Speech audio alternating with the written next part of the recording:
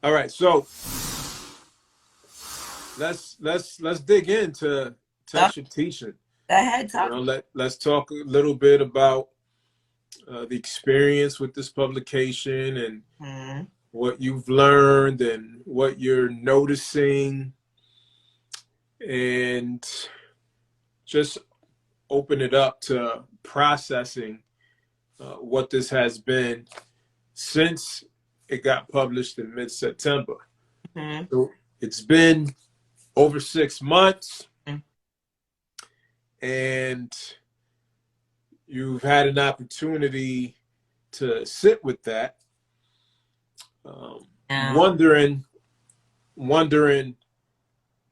now that we're at this stage of the half year mark with the publication of textured teaching.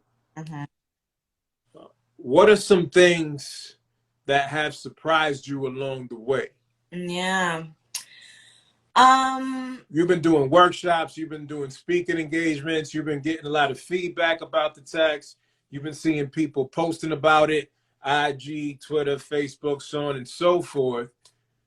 What's are some things that have surprised you yeah. in regards to how people are processing textured teaching, how it's impacting them, how they're using it? I would say that um I think I was surprised for a little while to see how many college professors were using this book as a textbook with their pre-service teachers. That was really moving for me in a positive way because I know that I've had a lot of conversations with people like on social media, but also just in person about how much their education program was lacking, how much it was missing in terms of these conversations about anti-bias and anti-racism in education and in the classroom. And so seeing that professors are like all about it and really hungry for this type of content and that now it's getting actually published and there hasn't been a lot of hesitation, you know. So I guess it just makes me think that like the excuse, if you will, that like there wasn't this stuff and that's why they weren't including it was real because now that it's out there, they are including it. And so that's been cool to see, you know, professors all around the country, all types of universities and colleges commenting and saying, oh, yeah, this is one of the texts in my course on this and this and that. So that's been cool to see. That was unexpected. Were Um, you just expecting it to be utilized by K through 12 folk? yes, like I thought it was going to be mainly like a classroom teacher going out of their own way. In some cases, maybe an administrator being like, okay, let me get a resource for some teachers, right? For my teachers in this building. But also it's been, yeah, I mean, there's been some of that for sure. There's been a lot of teachers, there's been department chairs, there's been principals. But it's been a lot of, you know, at the university level, there's just been a lot of that, which like I said, I just didn't expect that. Call me naive. I don't know. I just didn't expect that, you know, college professors were going to be like, yeah, let's use this for discussion, for conversation, for learning about what to do in schools. Like, that's super important, you know? I think it's also hard, like, it's even hard to even say right now, like, I'm a published author. And obviously this is the second book, but this book feels a little different than the workbook. The workbook is like this little thing that I did, you know, like this little step of faith, even though that's had its own legs and it's got its own project and it's also done well above and beyond what I ever thought it was gonna do. Which But is why we shouldn't even refer to it as this little thing. I know, but I think you know what I maybe all right. Stop that. I know what I mean is like it was this little idea that I gave some space to, fleshed it out, and took a leap of faith, right? And stepped out on faith on myself. Really just was like, all right, let's just see if anybody really wants to trust me with a little learning, you know, or with some learning. And so that was its own process and project, you know. But with textured teaching, it feels what feels so different is that there's a whole team, there's a whole company behind it, you know, in a way that feels different from the first book. There's a whole, Yeah, shout out to Heinemann Publishing for the work that they've been doing, supporting, getting it out there. right. Is that Jordan? That's Brother Jordan and Pastor Dre. Shout out to them. We Okay. appreciate the support and love. Yes. So it just feels like, you know, there's people rooting for this book, working hard for this book to do well, making space, carving out, you know, space for this book, using everything that they have, right? Like that company is using everything that they have, obviously to sell the book, but I know that it has been communicated with me, and I also feel it, that they understand the power of the book, that it's not simply a product they're trying to make money off of. Like they understand the mission and the vision. And so that means a lot to me too, that the company is behind publishing a book that talks about this, particularly in this political climate, right? Yeah, yeah.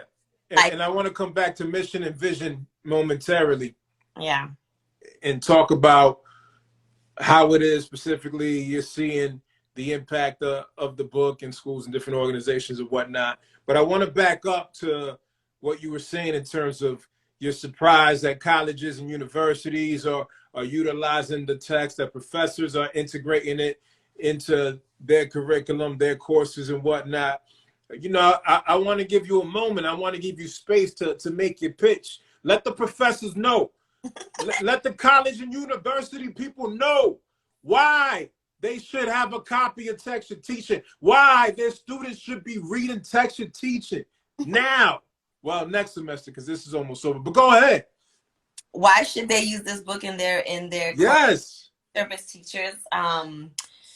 Because clearly some people still, plenty of people, we appreciate the surprise. We appreciate that it's being utilized. We appreciate that folks are really, that is resonating with them, but there's still plenty of people that either don't know or don't understand or haven't invested time in the text or faith to implement it into their courses or whatnot. Right. So let them know. So, you know, oftentimes there's professional development at schools or in organizations, and the professional development facilitator comes in with some very great and important ideas. I'm not saying that they're not. All of that is very important. And at some point, though, we have to move past the conceptual.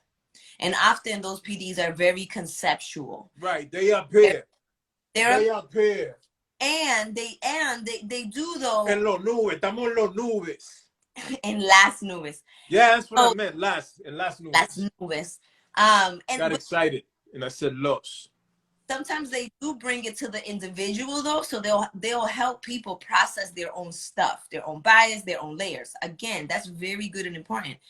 And teachers are people that also need concrete steps. Like what, you know, one of the things that we talk about often, what does this look like tomorrow morning at 8:30 when I walk in my class? Boom. Tangible. So texture teaching will do that. Texture teaching answers that question. What does teaching for social justice, centered in love, grounded in theory, in research-based educational theory, what does that look like to teach for social justice through an anti-bias and anti-racist lens look like tomorrow morning at 8:30 in the morning? I have examples, I have suggestions, I have advice, I have tips, I have frameworks, like all the things in there.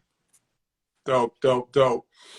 So in terms of, well, let's stay along this and then we're going to get to the mission and vision, all right? Because I think Jordan got a good question. You look really in that pink. What's that? You look really cute in that pink. Listen, you could try your best to distract me from doing my job as the interviewer, but listen, I'm here to work. This is my job right now.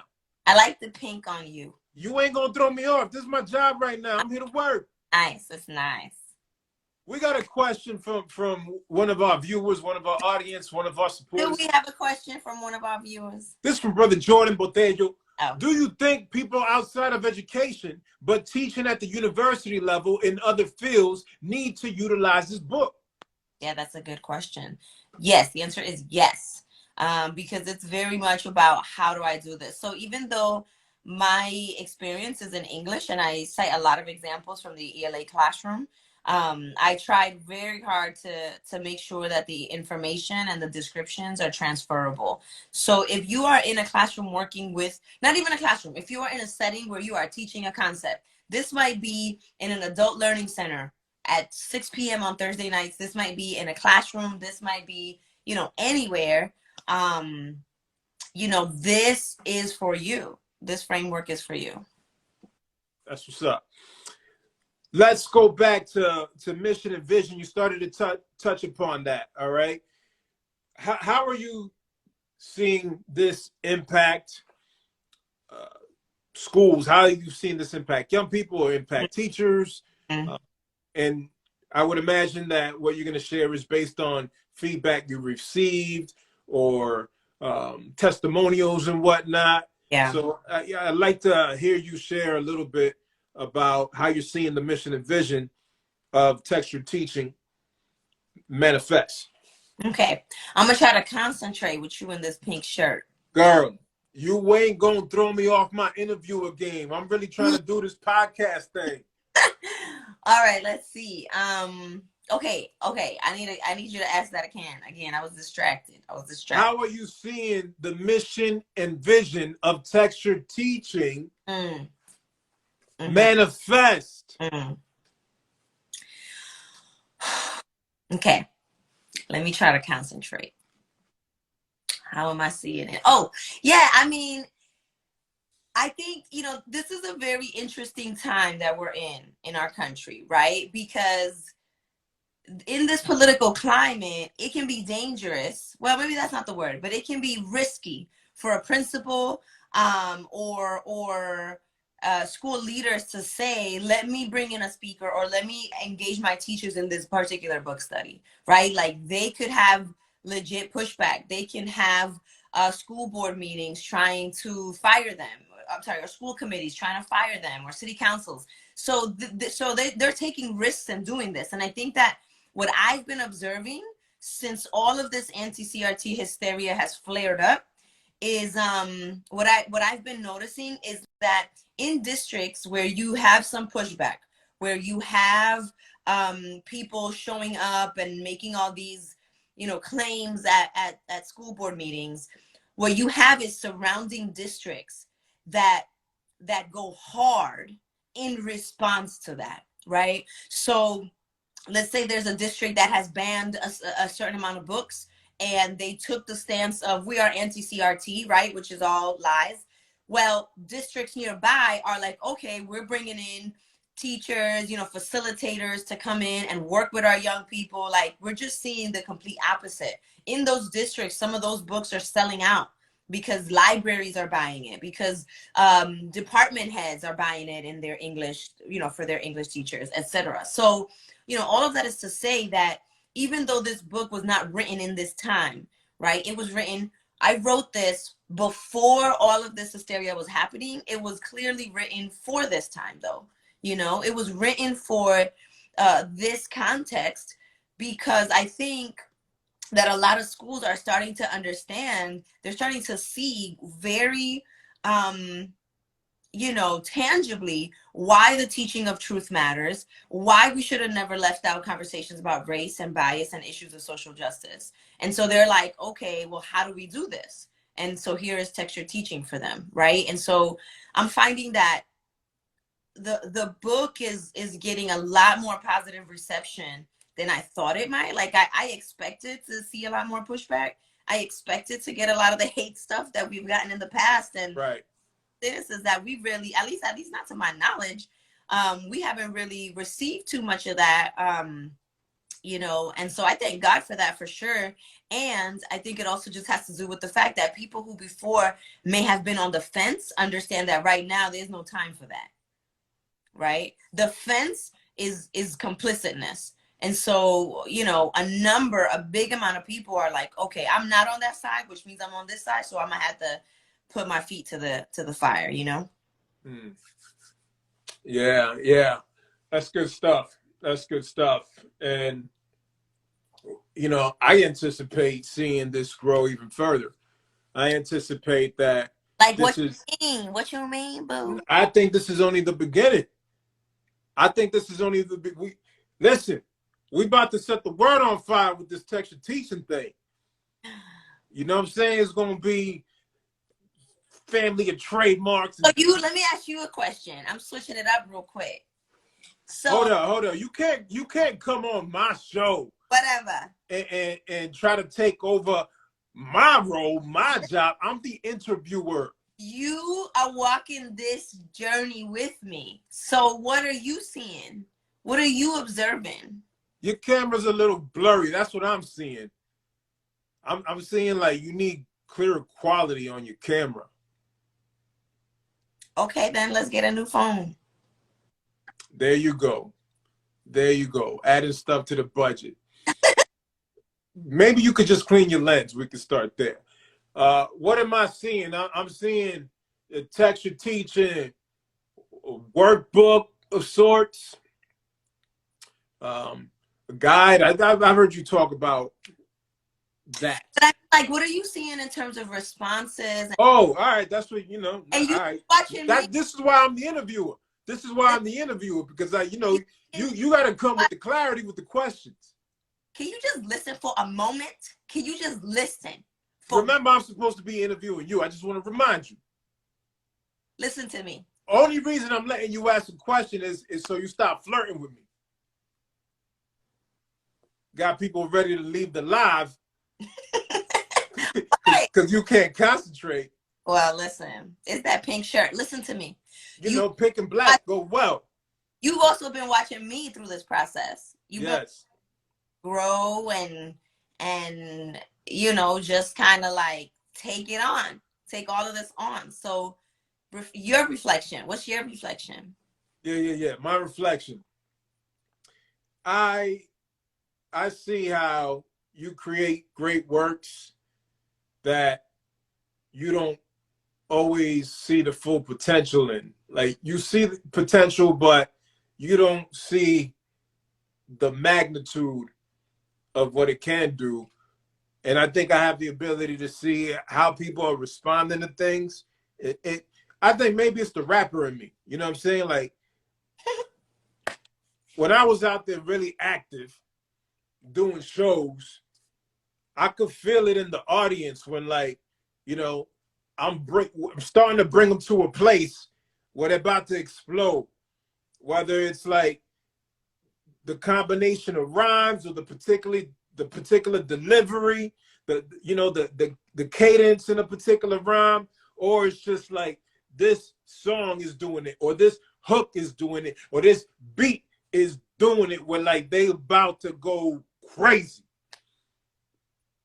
And so I see many hungry educators who've been waiting for someone to take all the theory, all the up here stuff, which is good. Mm-hmm. But the teacher's been waiting for you to give it to them in a way where they be like, oh, all right, not only was I able to process this up here on the 30,000 foot level, but now I could bring it down to ground level and actually apply this thing. And it feels good. And because it feels good, because like I'm not just thinking about like, oh, wait, all these terms, diversity, equity, multiculturalism, social justice, so on and so forth. Because they're not just stuck on terminology and reading theory and whatnot, because now they have something tangible and they've applied it and they're seeing that it works, then they're feeling confident. They're like, oh, I feel like I'm getting my swag in this journey, this social justice educator journey, right? This, trying to apply this A-bar approach. I'm understanding the real possibilities because I'm trying things on that are seemingly proven. And when teachers feel that confidence, right, you know, not only are they bringing the students into it, but then they want to, you know, you want to share that with your colleagues, right? Because you don't just want to see your classroom succeed. You want to see the school succeed. You want to see the community succeed. You want to see your society succeed, right? And so then it becomes contagious. And that's where the sustaining part comes in, right? Again, if you don't got this t-shirt, multiculturalclassroom.com. But that's where the sustaining part comes in. Yeah. When you want everybody, you want to see everybody winning. You want to see everybody growing. You want to see everybody learning. You want to see everybody applying, in this case, textured teaching.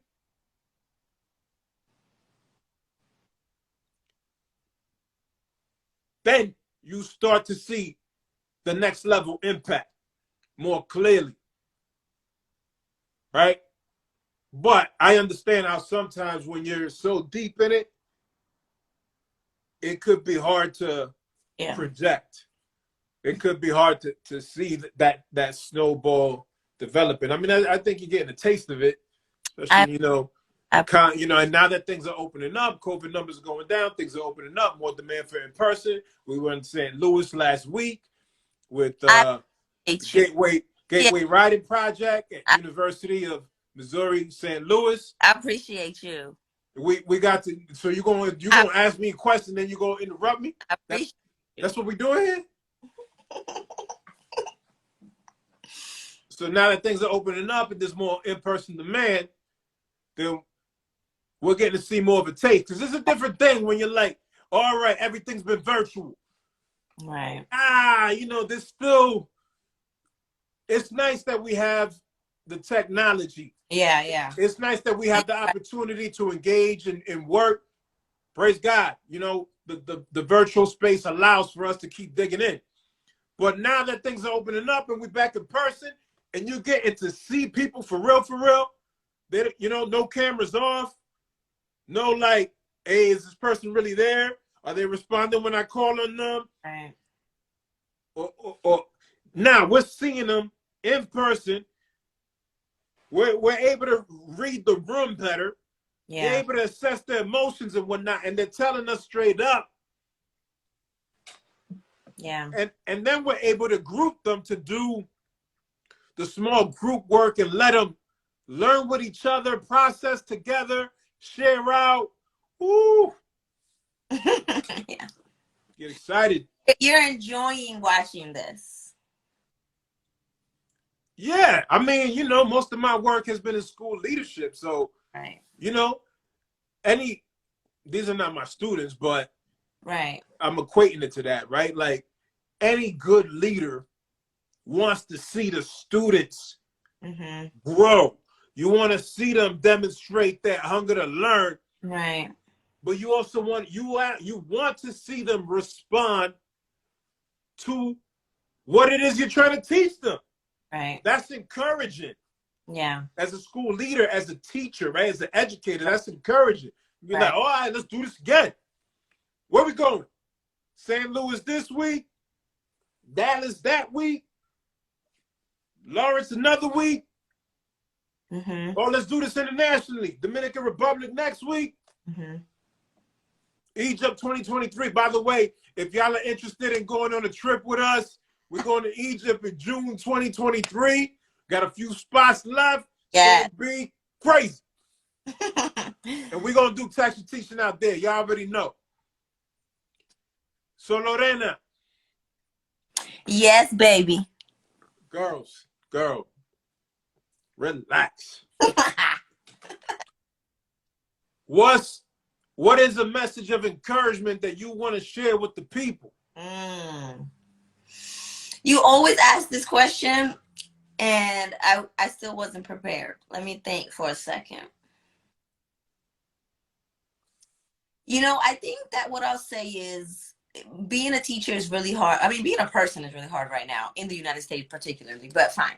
Being a teacher is really hard right now for a number of different reasons that we all know. And I guess I just want to encourage people who are clear, for whom it is clear that they are not leaving this field right now.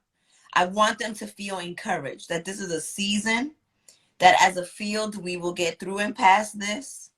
And that on the other side of this is growth. Like, growing pains are just that. Like, they have pains. And this is part of that pain. Something is going to have to change. There is another side to this, because this right now is a hot burning mess. And so we're going to get past this. And we might, I mean, I'm not trying to paint it rosy either. I'm not saying we're going to come out of this stronger. No, we might not. Right? Like, we might, as a field, we might not come out stronger than, but I'm hopeful that we will come out wiser. I'm hopeful that we will come out ready for what is next, and maybe more united as a field, right? As professionals in this field. And then the other thing I'll say too is, people, you know, in our society, the profession of teaching is not necessarily well respected for different reasons. And I still want us to walk around with confidence and owning that we are professionals, that we are knowledgeable professionals in our fields. You know, like, they need to put some respect on teachers' names. So I'm gonna leave it on that. All right, facts of life. Put some respect on the teachers. Mm-hmm. Shout out to Laura. Our peeps out there, what are you doing? What are you doing? You're gonna mess up we're echoing. Listen, folks, this might be the last interview. This might be the last time I invite Lorena to come on our classroom for an interview. I'm telling y'all right now. Oh, come on. I'm getting banned. If this ain't by heavy demand, if this doesn't end up being like the highest rated show, this might be the last time I invite you on. Banned from the podcast? You can't just listen. This ain't the Breakfast Club. See? I love it so much. Oh my, here we go. See? Who is that? Who's that? Aguila. Mrs. Aguila, what are you doing? This is a setup. Y'all should request me, okay? They should request me. See, we love the love. See? Listen, y'all gonna mess around and turn my podcast into Love and Hip Hop. See? This is the best episode ever. See? Lord Jesus. What just happened? Request me, okay? People should start commenting and requesting me somewhere. I don't know where. Put in requests. All right, y'all. Thank you. Thank you for having me. Yeah. Of course. Thank you, Lorena, for taking time out of your busy schedule to join me. Yes. Not too far away. But far enough for me to miss you.